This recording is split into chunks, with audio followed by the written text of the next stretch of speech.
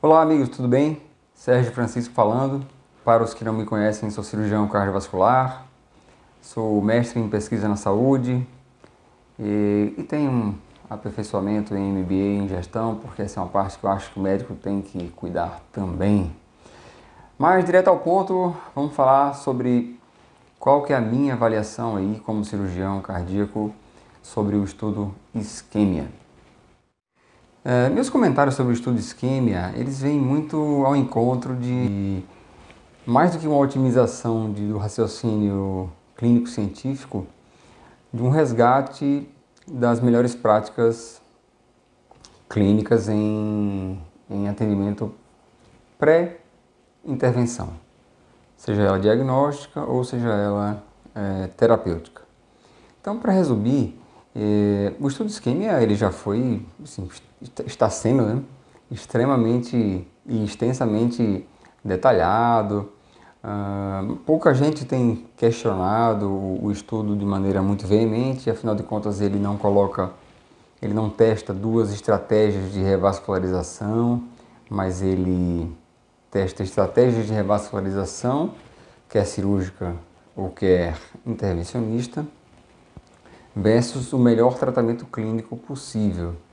E isso tira uma série de vieses aí, meio que junta todo mundo em prol da ideia de dar o melhor tratamento possível para o paciente. Eu penso que nos últimos anos, nas últimas décadas, a gente acabou ficando muito refém das obviedades,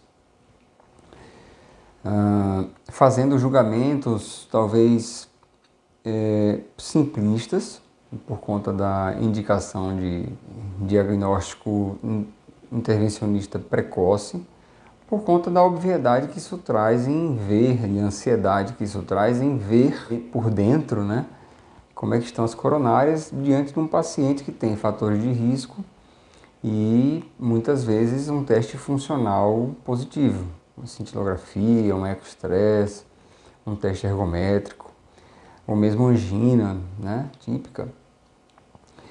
E algo que eu gostaria de chamar a atenção nesse aspecto é que, e foi tentado isso muito no estudo ISQUEMIA, é que os pacientes que participaram do estudo, pacientes do mundo real, visto que o mundo inteiro participou do trabalho, tivessem otimamente tratados clinicamente.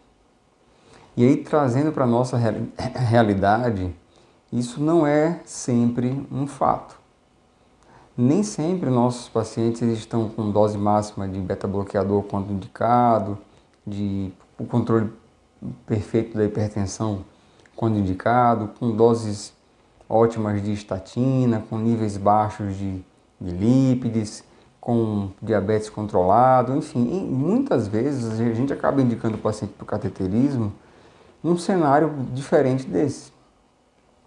E envolvidos pela ansiedade em oferecer o melhor tratamento para o paciente, descobrindo o que ele tem de maneira rápida, aí se indica então o cateterismo ao menor sinal de isquemia miocárdica. Isso tudo, diga-se de passagem, amparado pelas diretrizes, porque as diretrizes atuais, né, tanto europeias quanto americanas e brasileiras, em certa medida com suas diferenças, mas incentivam a investigação invasiva ao sinal de isquemia no exame funcional.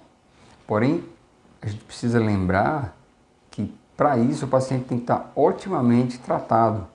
E dependendo inclusive do contexto em que o paciente é visto, né, uma consulta que, enfim, tem que ser mais rápida, por conta do volume de pacientes numa estrutura secundária do SUS, ou uma visita de um serviço de alto volume hospitalar. Muitas vezes a gente acaba indicando o exame sem a otimização completa do paciente. Esse é o primeiro ponto que eu acho que deve ser lembrado por todos que estão aí entusiasmados com os bons resultados que o ISQUEMIA trouxe. Esse é um ponto que tem que lembrar, precisa otimizar o paciente clinicamente muito bem. Então o estudo ISQUEMIA mostrou que comparar o resultado de morte cardiovascular, parada cardíaca ressuscitada internação por angina, internação por ICC, dentro desses dois grupos comparados não foi diferente. A princípio, o paciente que está com melhor tratamento clínico e com estratégia de revascularização cirúrgica ou intervencionista, não teve diferença nesses grupos. E isso faz com que o estudo seja um estudo negativo, né? E a gente tem a tendência em ciência de memorizar e gravar os resultados de estudos positivos, né? O que deu, o que o estudo foi desenhado para dar, o que o estudo investigava. Então, em ciência, a gente sabe que o estudo negativo ele tem um impacto mental muitas vezes menor, e isso vai ser um trabalho que a gente vai ter que desenvolver para quê? Para fugir do óbvio. O paciente ele vai seguir o que a gente orientar, na maioria das vezes. E se o raciocínio óbvio ficar incorporado na mente do médico, que é, eu acho que pode ter entupimento nas artérias do seu coração, é melhor olhar por dentro. E aí, uma vez feito o CAT, se vier com estenoses importantes, ou estenose importante, e o raciocínio óbvio continuar, tem entupimento, melhor desentupir. Nenhum paciente vai se opor a isso. Aliás, eu acho até que se algum médico for mais conservador e seguir o novo desenho que está surgindo aí, que parece muito mais interessante, de você otimizar primeiro o paciente para depois pensar em intervir, é até provável que o paciente siga a orientação do médico que trabalhe a ideia com mais obviedade, que é, eu acho que tem entupimento, vamos olhar por dentro, tem entupimento, vamos desentupir. Como eu já mencionei, isso é algo que está até amparado por pelas diretrizes, porém, nós temos que levar em consideração que muitas vezes nossos pacientes não estão otimizados clinicamente como se deveria para que essa decisão seja tomada. Então, é um exercício assim, de altruísmo, eu penso, de evolução científica e de segurança terapêutica, que a gente tem que fazer primeiro com a gente e aí passar para os nossos pacientes na sequência. Eu penso que uma das grandes sacadas do trabalho foi ter feito a randomização, a separação da condução dos braços do estudo antes do diagnóstico. Caso contrário, cairia na mesma dúvida eterna do Bari 2D, do CURD, que trouxeram resultados interessantes, animadores, mas que acabaram não sendo transformadores do ponto de vista prático aí nas condutas médicas. Qual que é o ponto? Se o trabalho tivesse feito a randomização pós-cateterismo, a gente estaria diante de quadros em que pacientes teriam doença coronariana importante, mas que você teria que tratar conservadoramente, só que os seus hábitos até então eles eram de intervir. Como a randomização foi feita previamente, e aí o diagnóstico ele não estava totalmente claro no início, depois ele pôde ser feito, e como houve o cegamento e a angiotomografia prévia controlada pelo laboratório central, esses dados foram acessíveis depois.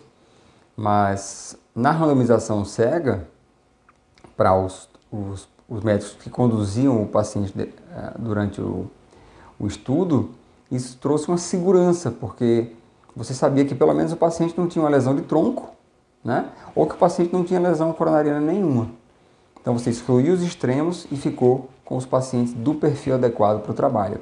Essa foi uma das sacadas do Isquemia que vai ajudá-lo a certamente mudar diretrizes e tirar o receio que porventura existisse, né, de nós cuidadores na hora de superindicar um diagnóstico invasivo ou mesmo um tratamento no paciente que é ou assintomático clinicamente, mas tem doença evoluída, ou o paciente sintomático, mas que não tem tratamento clínico perfeitamente otimizado ainda. E aí a gente tem segurança para buscar esse ponto de otimização enquanto faz o segmento do paciente.